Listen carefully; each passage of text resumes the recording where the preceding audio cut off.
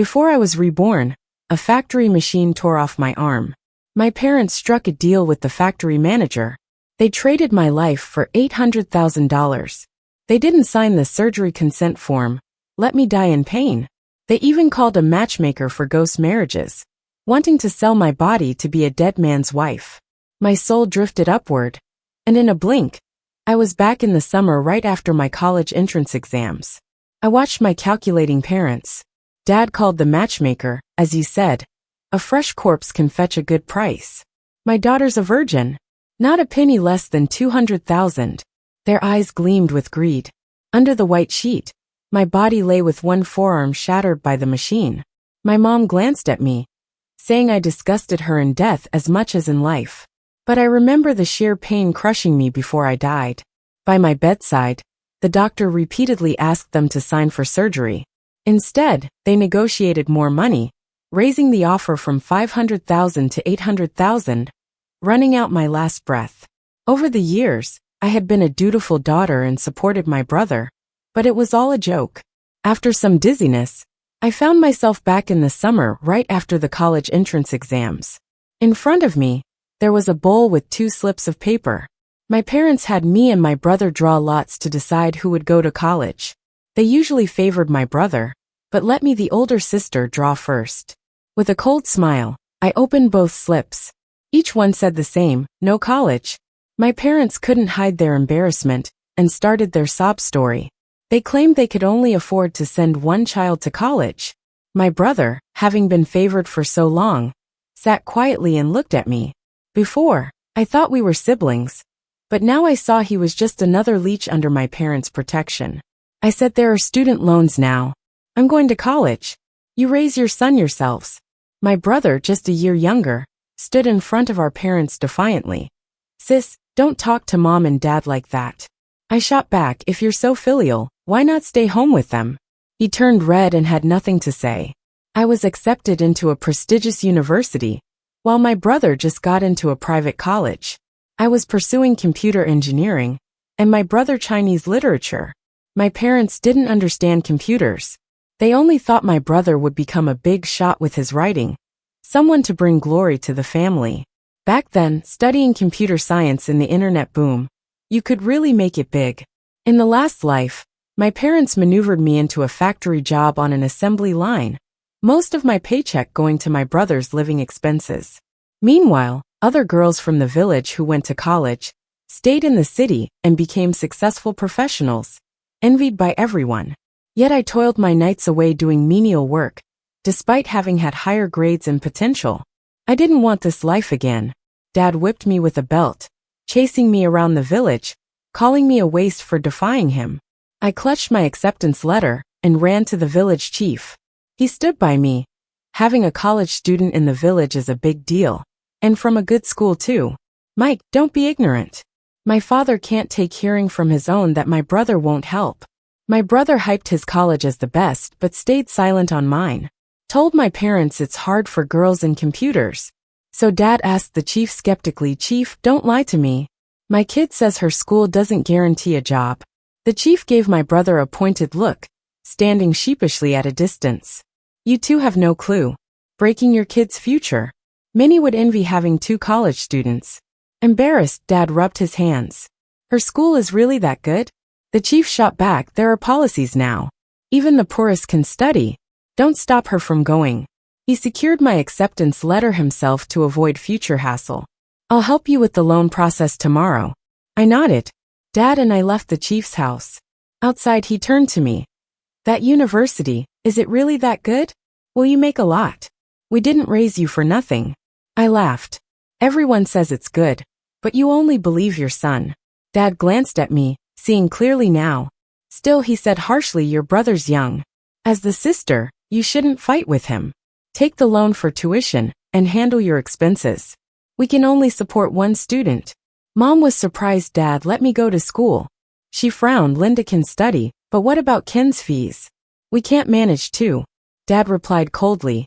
The chief said she'll manage with loans. Going to college is the best we can offer her. She can't ask for more. My brother, taking the chance, sat beside me and said, Do you really think Mom and Dad favor boys? I'm just a boy, they favor me. I'll support this family. You want to study? You'll marry eventually. Why waste time? Work soon, help out, send me money. I'll owe you and repay. His words made me laugh out loud. Ken, you better take good care of the parents who love you so. After I got into college, I didn't plan to return home. My parents' favoritism wasn't lost on me. My younger brother could stay at the county's middle school dorms. I could only study in town because my parents wouldn't pay 50 yuan a month for my dorm, so I had to walk 20 miles on mountain roads every day. They said girls should be hardworking, sensible, and considerate of their parents. They never said these things to my brother. I was the top student at my town school, while my brother ranked 300 at the county school. Even if he improved by just 2 points, my parents would slaughter a chicken and give him 100 yuan to celebrate. They never praised me, saying town education couldn't compare to the county's, and when it came to college entrance exams, it was uncertain who'd do better. When the exams ended, I was among the county's top, but my parents only said I got lucky, and even blamed me behind my back for taking my brother's academic luck. It wasn't that they didn't know I was smart and hardworking. They just didn't want to admit their daughter was the outstanding one. I looked up at the stars. The countryside stars were always enchanting. Many times, I stood on the hill, gazing at the endless galaxy, imagining I could control my destiny and see the world beyond. From 18 to 25, my best years were spent in a factory. I was a numb assembly line worker, paid per piece, working my hardest just to earn more. I saved a little for myself after giving my brother his living expenses and my mother house money. The day I had the accident, my dad came to the factory to tell me my brother was getting married to an only child from a big city. They wanted me to marry a middle-aged man with a limp from a neighboring village for a bride price of $200,000. I was distracted at work, and my arm got caught in the machine. I watched as my parents hiked my value to 800,000 yuan and discussed how fresh my corpse looked, saying it could fetch a good price for a ghost marriage. I want nothing to do with such a family. Ken, my brother, was still chattering in my ear, saying I wasn't like how I used to be. I turned to him. What kind of sister do you want me to be? One who gives you everything without complaint. He hung his head. Sis, don't you believe? I'll be good to you after I graduate. Ken, you can only really rely on yourself no matter what. We said nothing more and went to our rooms. The little yellow dog in the yard lay beside me. My room was just a small bed set in the kitchen. The dark walls and dim light were the marks of my youth. I once truly believed effort would be rewarded. Later, I understood that only when you work for yourself can you see any payoff. Outside, the winds rose. I vaguely heard my parents talking in my ear. She's so dark. It'll be hard to find someone good to marry her off to. If she actually graduates college, the bride price could double. Anyway, our son benefits from it. My eyelashes trembled as I tried to hold back tears. The next morning, the village chief came on his bicycle to pick me up. He looked at me kindly and smiled. I sat on the back seat of his bike. He said, study hard and don't come back. I didn't say anything. The village chief kept talking. My daughter arranged your household registration. Your parents hadn't planned to give you your current name. It was my daughter who named you Linda. If you have the chance, go far as possible. Here, your parents will eventually eat you up, leaving not even bones behind. Thank you, Chief. I needed my parents' signature for a student loan. When my parents heard, they reacted as if facing a great foe. They feared I'd default, and they'd have to cover the debt. They demanded a vow on my knees, a signed agreement in front of the whole village before they'd help. I knelt on the hard stone, while my brother snickered. Linda, look at all this fuss for school. Even if it's a prestigious university, so what? The entire village, summoned by my dad with a loudspeaker, gathered at the stage by the entrance. He shouted for everyone to witness.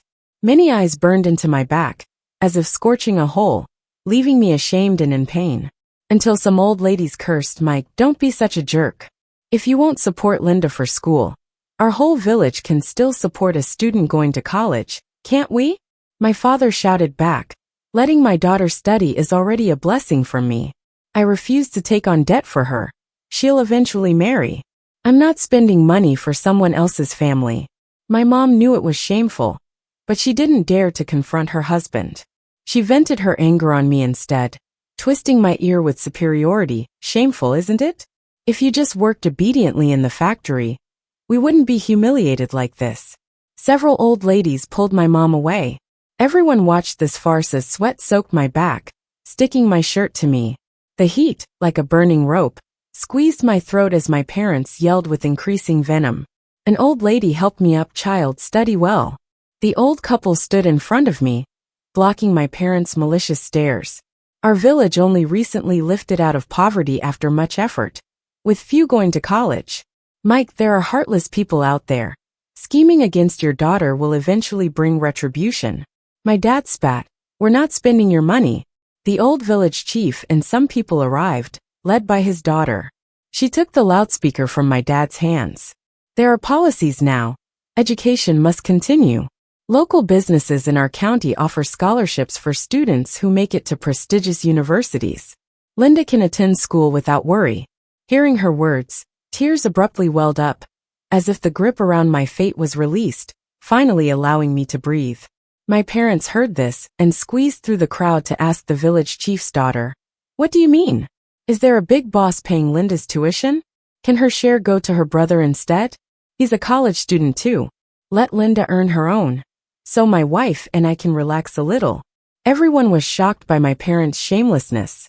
The old village chief looked at my parents and sneered.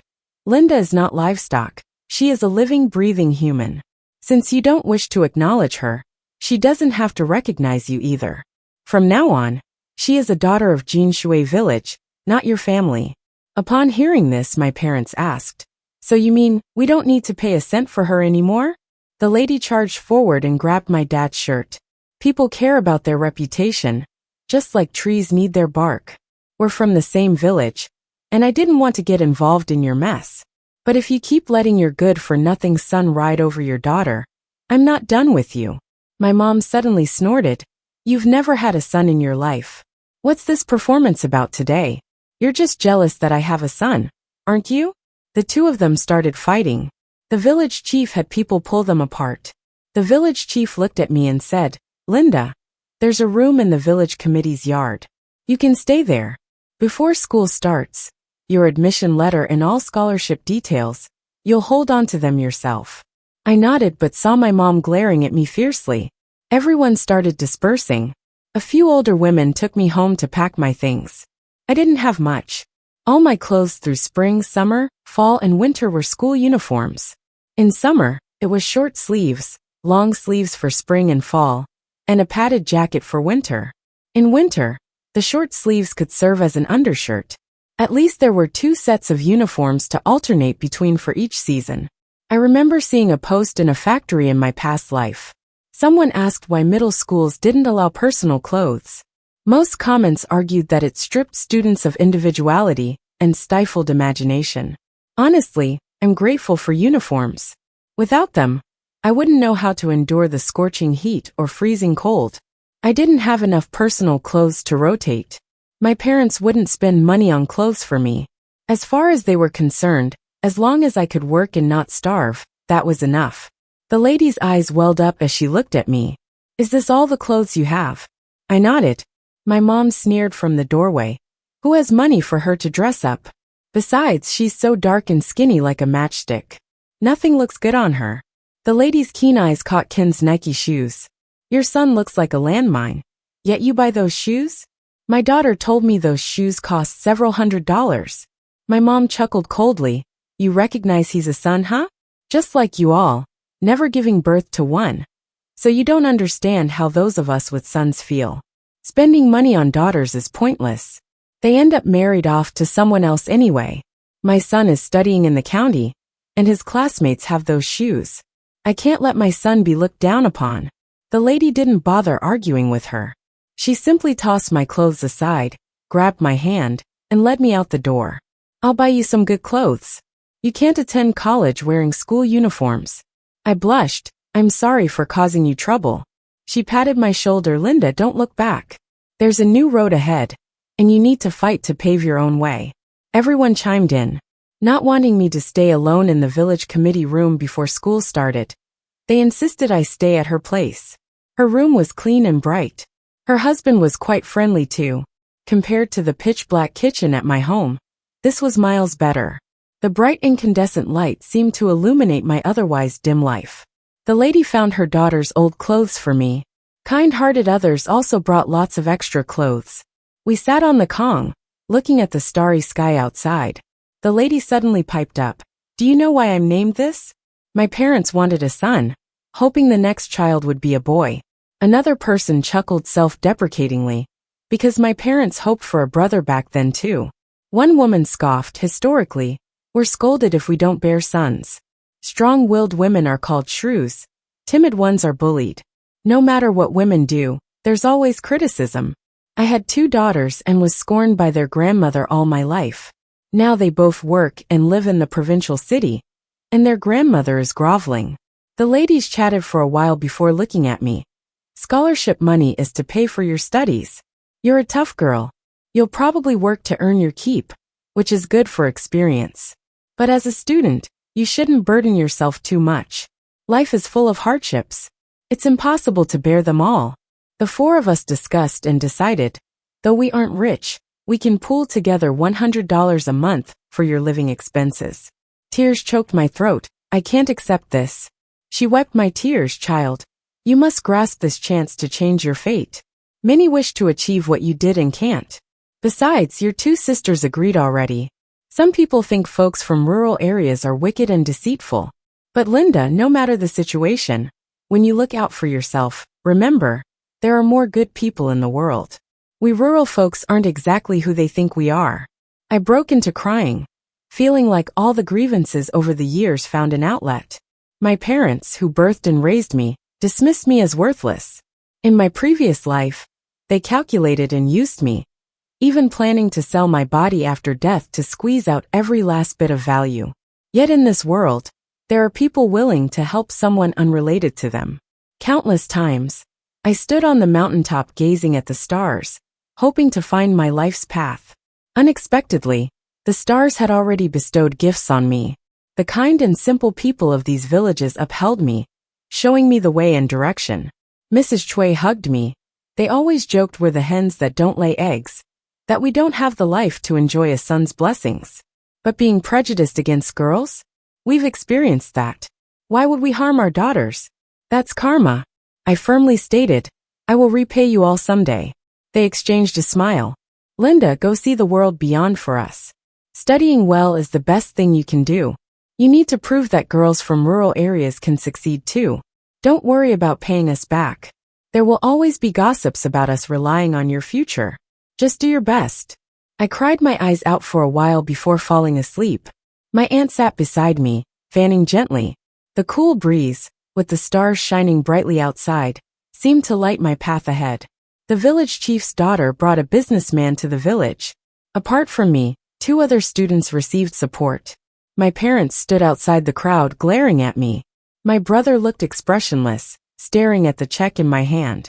The 4 aunties shielded me, preventing them from getting close. On the way back, my parents spat at the village entrance. Can't even take care of your own parents, yet you expect to benefit from her success? I heard my dad say, even if she finishes college, she'll have to marry, and the bride price still belongs to us. My aunt got furious and kicked my dad to the ground. Old selfish beast. Maybe you both won't live to see her wedding. Your own son will have to take care of you. My dad couldn't get up. My mom was no match for the 4 aunties and underestimated their strength. My mom kneeled, crying, Linda, you ungrateful child, I'm your mother. How can you just watch others beat me? This time, I squatted beside her, fixing her hair, and said, you don't deserve to be called a mother. You're a woman like me, yet you always choose to support a lazy, ill-tempered man. Repeatedly, you've trampled on your daughter's dignity. If my dad is outdated and disgusting, then you're worse, because you know how hard it is for rural girls to get an education. Yet you continually squeeze every bit of value from me, trying to gain favor with your husband and son. You think this will make you appear to be a sensible woman. You don't deserve to be my mom. I left with the support of all 4 aunties. My mom's cries and dad's curses filled the air, as if this absurd drama could somehow breathe life into their mundane existence. making them the talk of the town. Before, they were an unnoticed middle-aged couple. Now everyone wants a glimpse. It's how they find their sense of importance. I had often spoken to my mom about the struggles of being a woman, wishing I could resume my studies after my brother graduated. Her sharp laughter resonated throughout the yard, and she'd throw a rag at my face, saying, "You think you'll go back to school? You're old enough to marry. If your brother didn't need so much money, I would have married you off already. Look at yourself.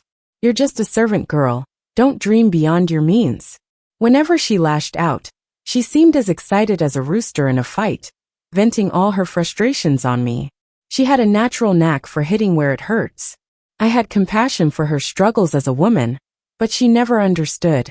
To her, women were livestock, and under her indifferent exterior, only her son's actions mattered. Life in Jinshui village was warmer, thanks to the village chief, the 4 aunties, and many kind neighbors. As I left, villagers gathered to send me off, giving me small gifts. There were fruits from Grandpa Li, walnuts from Uncle Qian, and essentials from the shop lady. In the past, when I went hungry, they would secretly feed me, and when I needed help with school fees, they tried to assist, though my mom would snatch the money for my brother. Tears blurred my vision as I boarded the bus, waving goodbye. Each gift bag contained small amounts of money, 50, 20. They added up to 732 yuan in total.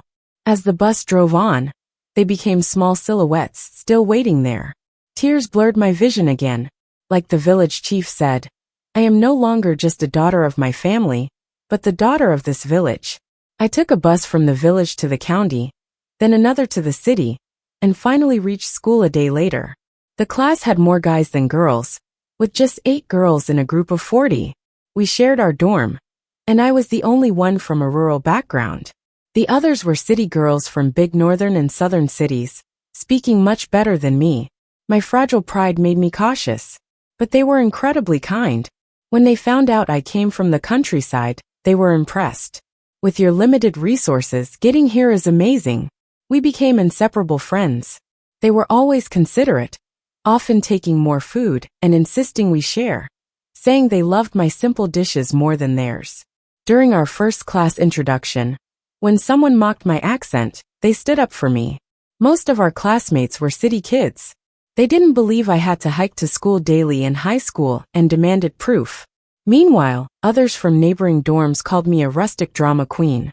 One guy in English class even suggested, "Linda has the best English in our class." My roommates always defended me. Lily would say, "Who's stronger? A rural student getting into the same school as a top city school kid?" Clara would add, "So what if her accent isn't perfect?" Linda works hard every day. She's always improving, unlike those who slack off once in college. Candy said, "Being girls too, you go around discriminating against female classmates. We respect your likes and dislikes, but you don't have the right to judge someone's worth. Everyone wants to play judge, but looks at people with tinted glasses. You shout against campus bullying every day, yet everything you do is disgustingly hypocritical." She shut them up completely, but someone still yelled from behind, "Coward! You only dare to hide behind others." I stood in front of my friends, eyes firm. "I've worked countless times harder just to stand here today in front of you. I haven't done anything wrong, but you laugh at and insult me through your tinted glasses. It's like in me, this girl from the countryside, you see a joke. You reinforce your stereotypes of rural girls, ugly, humble, and naive. You take pride in belittling, but honestly, I can't tell who's more pitiful. Even top-notch education can produce jerks." My words silenced them, left them with nothing to say. My friends hugged me tightly once we left the classroom. "Linda, you're amazing, really amazing." I threw myself into university life. I understood the wave of the internet and saw the path toward professional education development. Industries rise and fall, but if you can seize an opportunity, maybe you can take control. I was born and raised in the countryside. Amid the internet craze, I was determined to combine helping farmers with achieving my dreams, but it wasn't going to happen overnight. Education, perspective, platform, none can be lacking. Back when everyone used Nokia phones, knowing what I knew from reliving life once more, I foresaw the rise of the internet and the leap in 3C digital products. signaling a boom for computer science graduates. I studied hard, working part-time in the library. During my free time, I started projects with Lily, Candy, and Clara on campus. In the era of Web 2.0, we built an interactive web page based on different schools. Each school had its section, further divided into areas for life sharing, friendship, and anonymous confessions. We even invited official school accounts to join, turning it into a publication channel. When the site first launched, users were scarce. We planned eye-catching events like National School Beauty and Handsome contests to draw in our first seed users. Soon, we received advertisers wanting to buy banner space on our site. The ad revenue changed our lives. I no longer had to scrape by and didn't need to ask my aunt for tuition money. But my aunts didn't listen to my refusal, consistently sending money every month.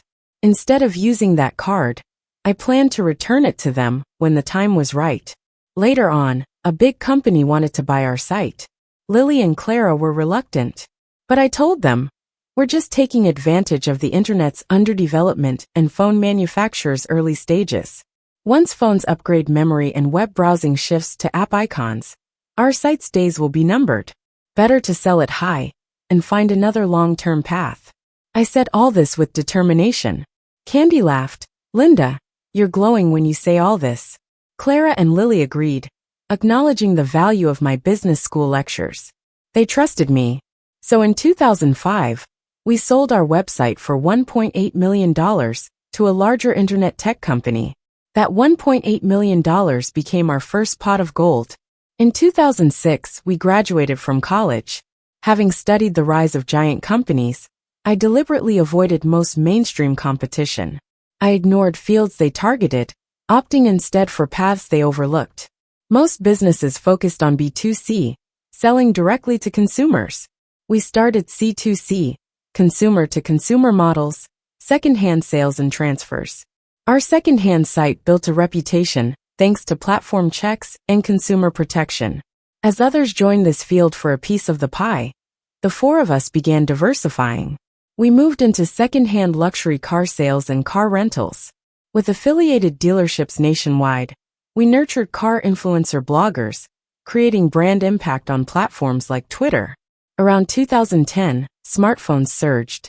We caught up with Android and iOS development, launching the nation's first car rental app. Some funds were invested in commercial real estate in major cities, and all four of us bought our homes. I jokingly said, our homes could be worth 10 times more in 10 years. Do you believe me? They shook their heads in disbelief. The company ran smoothly, and I gradually shed the sensitivity and inferiority complex from my rural background. But life has its ups and downs. As I started bringing my aunt to the city frequently, and gave the village chief's daughter an annual scholarship fund for underprivileged students, my biological parents tracked me down. The village didn't know about my success, and I'd never made a big deal of it. Yet they managed to find my office with precision. They burst into my office, weeping and wailing, unfilial daughter. For years, you treated others like parents but ignored your real parents. Now you're doing well and abandon your parents to fend for themselves in the countryside? From the moment I started my business, I knew this day would come. Back then, I shared my story with my employees and my sisters. Everyone knew how my parents were such troublemakers. When my parents saw people giving them the cold shoulder, they stopped their antics. They just lay down on my desk and demanded, "Your brother wants to study abroad. Give us money." I smirked. "You love him so much, pay it yourself." Seeing I wouldn't budge, my mom tried to pull me back home, saying they'd arrange a good marriage for me and use the dowry to send my brother abroad. Their minds are muddled, but all they understand is their guiding principle. Their son is their world. I had security throw them out, but Ken showed up at the company entrance shouting, "Sis, now that you've achieved success, you're turning your back on family?" He waved a camera, threatening, "Believe me, I'll expose you, and no one will dare do business with you. If we're not doing well, neither should you. You're just a woman. Why should you live better than me? Your money is family money, and this company belongs to us too. Linda, this is what you owe me." I looked at the enraged man before me and said, "Ken, what do you think I owe you? Am I just a stepping stone you can trample on?" They were dragged out by security, My coworkers were quick to comfort me. Clara and others spent ages at the office trying to cheer me up. Only when I assured them I was tough as nails did they finally relax. Clara lowered her head. My parents always wanted me to be better than men at everything. My mom couldn't have more kids after I was born. I may seem like an only child, but I know they'd have preferred a son. I get that feeling, even if I've had it easy. If I had a brother, things might not be so good. Staring out at the bustling streets below, I told her, we're going to have better days ahead. The next day, the drama my parents and brother caused at the company made it to some southern news outlets. The uproar even spread on social media. Some people accused me of turning my back on my parents after finding success. They called me a hypocrite and a selfish individual. The online abuse rolled in relentlessly. The village chief, 4 aunties, and other villagers recorded a video to clear up the situation. I shared my own story of growing up in the countryside on my account. Public opinion shifted, but some still said, they're your parents, you can't treat them that way. I ignored the senseless internet comments. Ken didn't give up on trying to get something from me. He waited at the entrance to my complex every day, asking for money. No matter how hot, he'd wait all day. Finally, he caught me. I looked at the boy who resembled me. Now so angry he looked ready to devour me. He grabbed my wrist with furious eyes. Linda, now you're a big boss. Why can't you help me out? Ken, if your sister was just a factory worker, what would you do? He was dumbfounded by my question. He glared at me. Mom and Dad say they shouldn't have let you go to school. It made you stupid turning on family. If you were just a regular worker, they'd find you a good husband and use your dowry to fulfill my dreams. I scoffed. Ken, don't blame your failures on my refusal to help. Just then, the aunties came out to escort me home. They shielded me protectively, pointing at Ken, stay away from Linda. Ken sneered. Linda, you don't care for your parents but treat them like family. They have their own kids. In that moment, I felt like an angry lion, grabbing Ken's collar and slapping him hard. They are my family. They fed me when I was little, showed me kindness when I grew. They even pooled money monthly for my expenses. Not everyone is as selfish as you. Gratitude is repaid with kindness. I went back home with the 4 aunties. Just like that summer night after my college entrance exam, we lay on the same bed.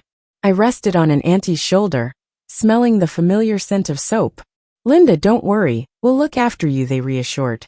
When I founded the company, I offered jobs to the aunties' daughters, but they declined. They said working together might spoil our years-long friendship. They couldn't bear to jeopardize their mom's bond with me. Once greed takes hold, relationships can sour. The aunties and their daughters advised me not to be trapped by morality. The next morning, they were gone, along with their luggage. A note on the dining table read, Linda will protect you. We've returned home. I called them, and amid the noise, I heard my parents' curses and my brother's anger. They reassured Linda, don't worry, we're bringing them back to the village. Suddenly, I heard screams and shouting from people running away on the phone. Then it went dead. I was more panicked than ever. Until I got a call. Auntie was stabbed by Ken, and is now in the ambulance. I drove straight to the hospital. The 3 aunties were still in shock, with police asking questions. Ken went nuts, grabbed a fruit knife, and stabbed 3 times. The train hadn't left yet, and he ran off. She lost too much blood, and it took a long time to save her. Her 2 daughters rushed in from another province, and Ken was quickly caught. As for my parents, they just came asking me to spend money to get Ken out. Wake up, you two. It's deliberate injury. He stabbed 3 times, that's intentional harm. Plus, it happened in a public place like a train. How do you get him out? He hurt someone. When will you guys wake up? Later, they asked lawyers, trying to make Auntie sign a forgiveness letter. I kicked them out. The first thing Auntie did when she woke up was make sure I was okay. She pulled at me saying, I'm scared your brother will go crazy at your place. It's all our fault. We bit off more than we could chew. The other 3 aunties hung their heads like kids who did something wrong.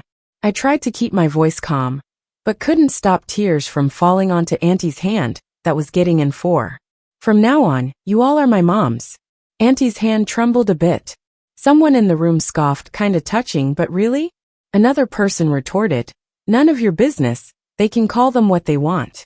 Old guy just talks. No wonder you're sick. That person shut up. Auntie patted my hand, signaling me to go back to work. I looked at them. I'm going back with you. I never mentioned it before, but our agriculture help initiative has started. Aid for farmers? Helping them? I nodded. The old village chief's daughter, Sunny, is now involved in poverty alleviation.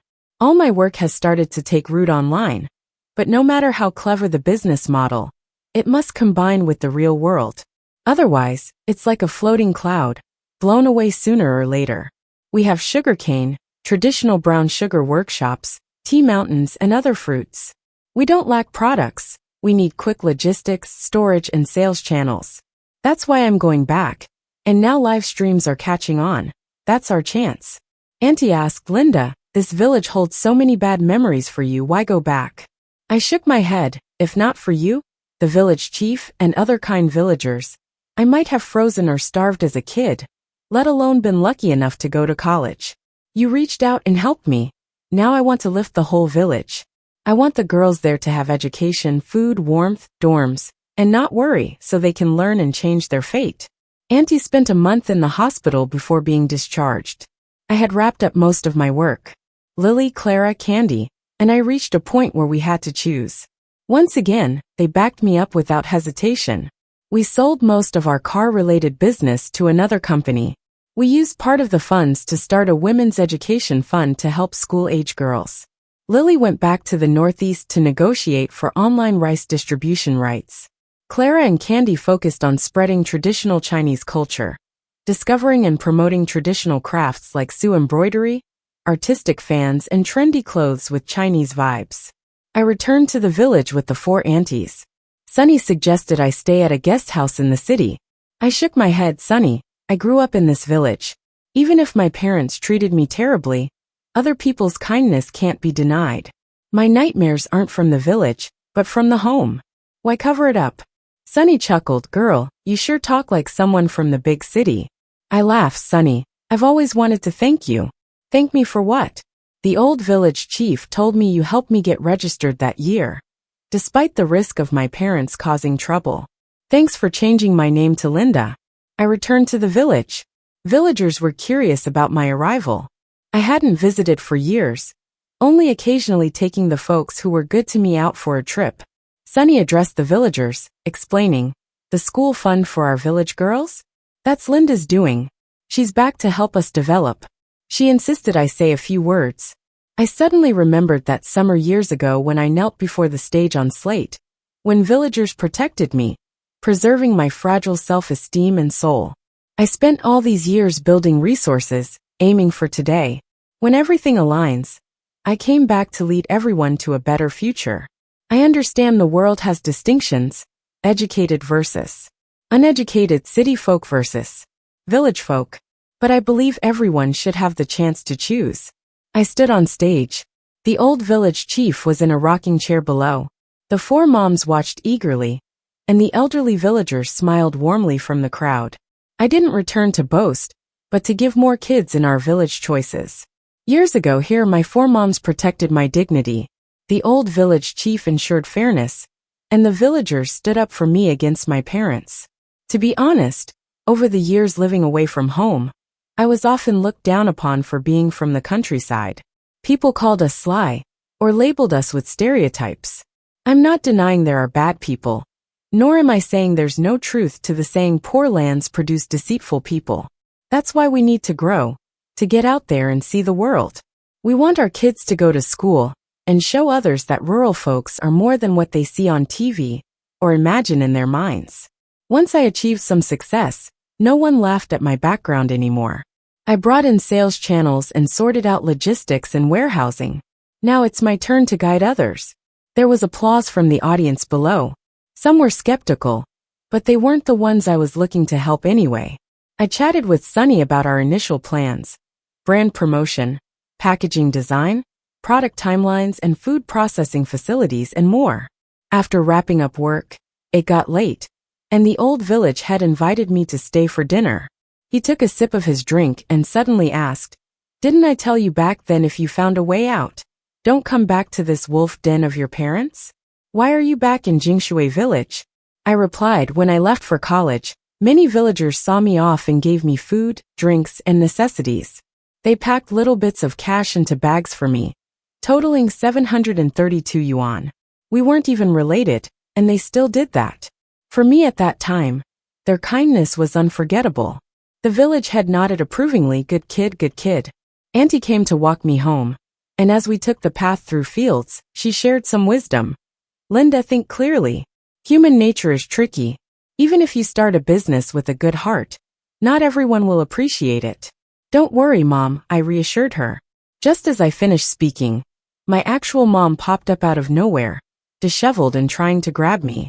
Now that you're rich, you think someone else is your mother. Linda, you came from my belly. Auntie and I continued home with my mom hauntingly following us until Uncle chased her away.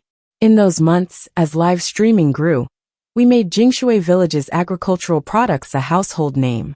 When folks saw the benefits, they jumped on board with enthusiasm. We had nurtured car review bloggers, and as short videos and live streaming took off, I nudged them to pivot. With networks from our luxury car business, we parked 99 luxury cars at the village entrance, using it as a gimmick. We combined car reviews with agricultural promotion, truly putting Jingshui Village on the map. The internet was buzzing with news about the village. Several blogger friends of mine teased, saying, sometimes we suspect you time-traveled, Linda. You always seem to catch the wave just right, even before it happens. If you hadn't told us to get on Twitter early, we wouldn't have made it. And then advising us on short videos and live streaming, we realized you're truly amazing. I laughed. Maybe I really did time travel, who knows? No one knew that in a past life, I spent almost all my breaks at the factory scrolling through videos on my phone. I witnessed how dynamic short videos and live streaming became in years, and knew the necessity of linking agricultural support with live streaming. After several joint promotional events, we established a platform, Farmers Select. It wasn't just our village, but places seeking our platform's promotion solutions gradually reached out to us. Lily marketed northeastern rice to the world, while Candy and Clara in the Jiangsu-Zhejiang region took our company's national fashion line to soaring success. Farmers Select became the hottest platform around. Most families in the village embarked on the road to prosperity. The traditional brown sugar workshops garnered investors and climbed to the top 3 in e-commerce sales. The village oranges were shipped all over the country. The auntie's handcrafted paper cuttings became art pieces, and sales skyrocketed, inspiring neighboring rural women to dive into original paper cutting design. One auntie's uniquely styled handmade buns led me to create a short video account teaching bun making, and her followers exceeded 500,000 in just a month. Another with a passion for cooking developed her spices into a brand, quickly carving out a niche in the condiment market. Our work thrived, with everyone driven to make something of themselves. With our brand established, we launched a fund aimed at tackling schooling difficulties for impoverished rural girls. The school where I studied built new free dormitories. Children living nearby could now stay there for free, no longer trekking mountain paths to attend school. Our product line expanded. Recruitment needs grew. We categorized our products, creating job opportunities for more women.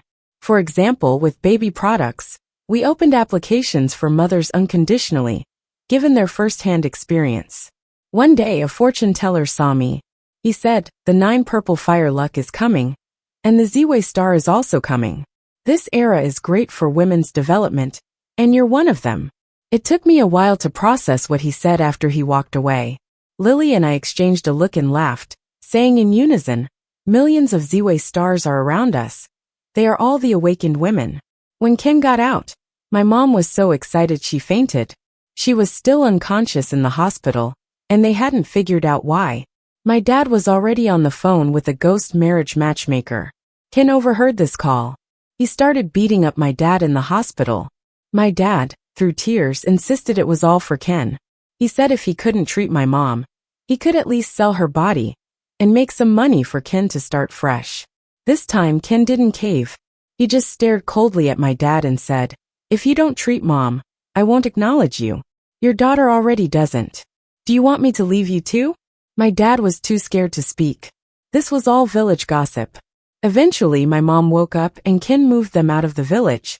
Before leaving, Kin came to me and said, "Sis, I'm sorry. You've been through a lot because of us."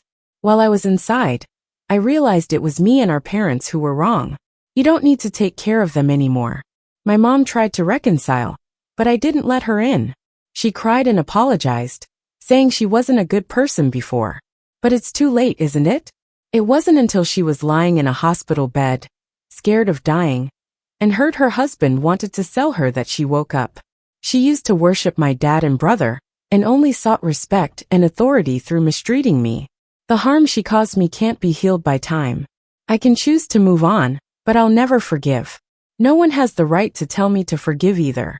On the 3rd anniversary of our agricultural support program, our live stream hit over 1 million viewers.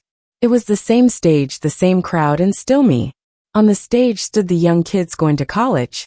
No one in this village can't afford college anymore. I stood before the stage just like back then, but this time the roles are reversed. I'm the one handing out scholarships to the kids. Looking at the young girls in the crowd, I said, "No matter where you are, don't forget to keep moving forward. There might be someone to light the way, but you have to walk it yourself. Keep going no matter what. When you're down, you think about change. Someone has to step up. The lights of this village are shining brighter, and they'll keep shining." The end.